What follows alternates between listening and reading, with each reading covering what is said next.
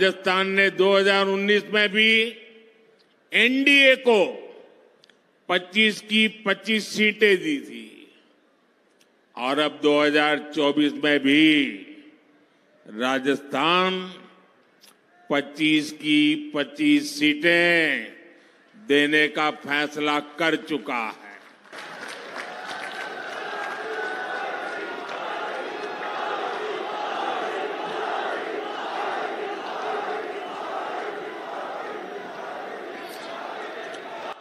पूरा राजस्थान कह रहा है 4 जून 4 जून 4 जून 4 जून। बीजेपी लगातार दावा कर रही है 400 पार। कल ही मोदी जी ने यह नारा दिया है 4 जून यानी 400 पार। अगर बीजेपी को इतना विश्वास होता अपने ऊपर तो विपक्ष के सब नेताओं को अपनी पार्टी में ना शामिल करते और विशेष रूप से कांग्रेस के लोगों को जो जिस तरह से अपने दल में ले रहे हैं उससे दिखता है कि उनको अपने पर विश्वास नहीं है। और प्रचार एक होता है, दावे करना एक होता है, ज़मीनी हकीकत दूसरी होती है।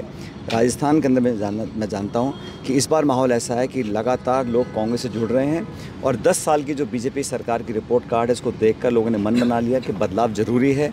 देश में जो माहौल बना हुआ है, जिस प्रकार की राजनीति हो रही है, प्रतिशोध की राजनीति, नफरत की राजनीति, दबाव की राजनीति, टकराव की राजनीति, उससे लोग ऊब चुके हैं। नौजवान रोज़गार चाहते हैं, किसान अपने भविष्य को बेहतर देखना चाहता है और कांग्रेस वो दल है जिसने ये गारंटी दी है कि एमएसपी पर समर्थन मूल्य पर एक कानून बनाएंगे। ये एक बहुत ऐतिहासिक घोषणा कांग्रेस पार्टी ने की है अपनी गारंटियों में। तो बीजेपी ने जो अब तक किया है 5 साल में वो सिर्फ जीएसटी, नोटबंदी, धर्म, राजनीति, मंदिर, मस्जिद, इस पर बातें करी हैं। और आज लोग चाहते हैं कि आप वास्तविकता पर ध्यान दें और प्रमुख दल जो है कांग्रेस उसके आप खाते सीज कर दें, उनके नेताओं को आप डराएं, धमकाएं, लालच दें। इस प्रकार की राजनीति को लोग पसंद नहीं करते हैं। देश के प्रधानमंत्री नरेंद्र मोदी कल राजस्थान में थे। सीधे तौर पर कांग्रेस पर यह आरोप लगाया कि कांग्रेस ये बार-बार प्रचार कर रही, आग लगा दी। 10 साल में कौन सी आग लगा दी? भ्रष्टाचार और इंडिया अलायंस को लेकर तमाम बड़े-बड़े आरोप लगाए हैं। देखिए, आमतौर पर होता राजनीति में जो विपक्षी दल होता है वो आरोप लगाता है सत्ताधारी दल के ऊपर। मैंने पहली बार देखा है कि सत्ता में बैठे लोग आरोप लगा रहे हैं नेहरू जी पर, मनमोहन सिंह जी पर, मतलब पुराने इतिहास को खंगाल रहे हैं। आपने 10 साल में क्या किया हमें ये बताइए ना। इस 10 सालों में हम पे आरोप लगाते हैं परिवारवाद का, फलाना। वो कह रहे हैं 60 साल का पाप धो रहे हैं। नहीं तो मुझे बताओ, बीजेपी के जो मुख्यमंत्री हैं उनके बच्चे नहीं हैं क्या सांसद, विधायक? रमन सिंह जी के लड़के सांसद रहे, वसुंधरा जी के लड़के आज सांसद हैं। हमारे हिमाचल के मुख्यमंत्री थे धूमल साहब, उनके बेटे सांसद थे। तो उनकी पार्टी के नेताओं, बच्चे, भतीजे अगर चुनाव में राजनीति लड़ते आते हैं तो वो ठीक लगता है।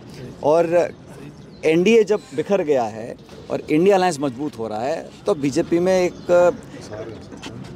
डर पैदा हो गया कि ये इंडिया अलायंस की पार्टीज़ का जो वोट शेयर है वो 65% था 2019 में और एनडीए को टोटल 35% वोट मिले थे। तो ये तो हकीकत है, आंकड़े हैं, इसको झुटला नहीं सकता।